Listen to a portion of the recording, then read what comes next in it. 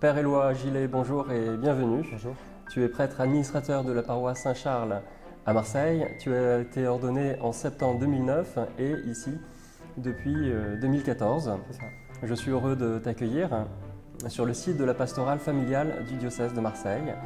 Et j'aimerais que tu nous parles des groupes de foyer Cana pour toutes les familles qui nous écoutent et qui pourraient être intéressées par ce mouvement.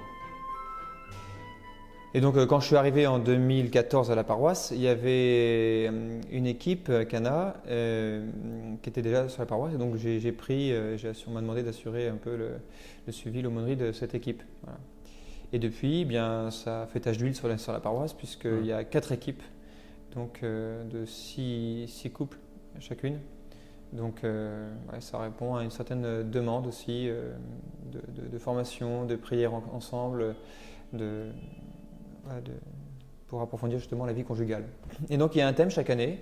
Donc parmi les différents thèmes, il y a eu la béatitude en famille, il y a eu les vertus en famille, il y a eu la miséricorde en famille, les dons de l'Esprit Saint, il y a eu les sacrements aussi en famille.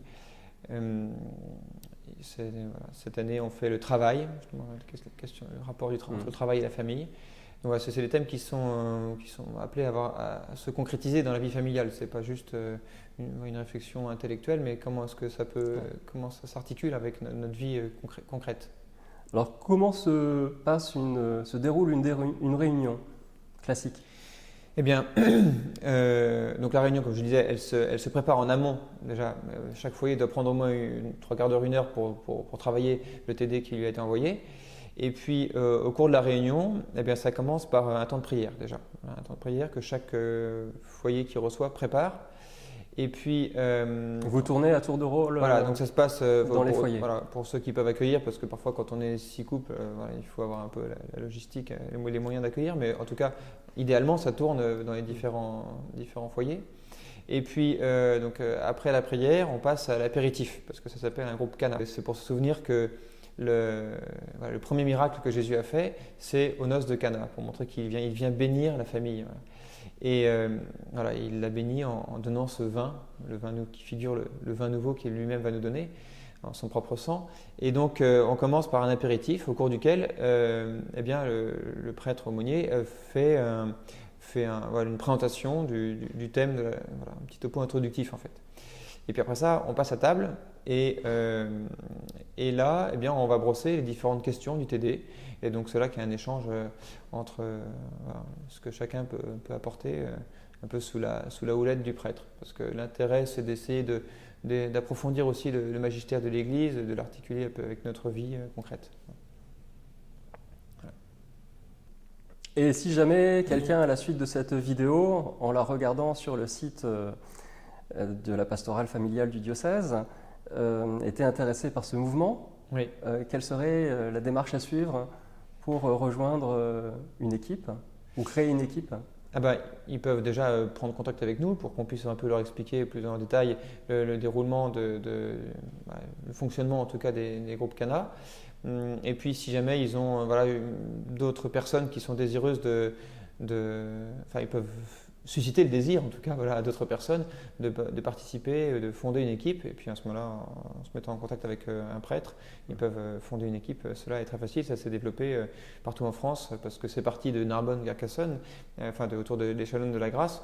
Mais maintenant, il y en a dans toutes les villes de France, toutes les villes, un bon nombre de villes de France. Donc là où ne sont pas présents les chanoines, et donc, mais toujours en étant en lien avec eux, c'est possible de fonder ce genre d'équipe. Donc si j'ai bien compris, toi en arrivant ici, tu as découvert j'ai découvert l'existence de ce mouvement, voilà. Et j'en vois le bien fondé, ne serait-ce que parce que s'ils sont nombreux à venir, c'est que ça correspond à un besoin, une demande. Oui. Est-ce que c'est quelque chose qu'on pourrait proposer à un couple nouvellement marié? Tout à fait, tout à fait. Je pense qu'il y a différentes propositions qui sont faites, que ce soit les équipes Notre-Dame, les groupes de foyer de Mos Christiani, mais c'est une proposition. D'ailleurs, dans un groupe, il y a deux couples nouvellement mariés.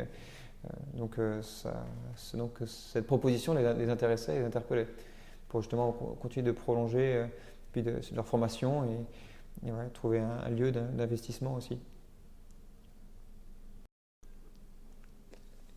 quelques mots sur l'histoire maintenant de la paroisse et peut-être des personnages illustres qui seraient passés par Saint-Charles.